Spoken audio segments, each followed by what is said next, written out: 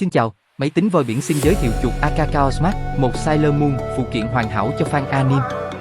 Chuột Akakao Smart, một Sailor Moon kết hợp thiết kế lấy cảm hứng từ bộ anime nổi tiếng với hiệu suất vượt trội.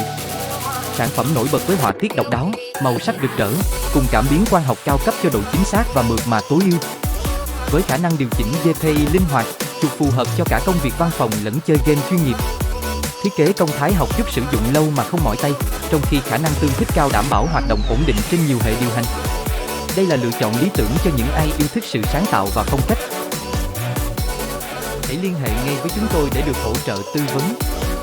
Nhớ like, share và đăng ký kênh để nhận được thông báo của video mới nhất.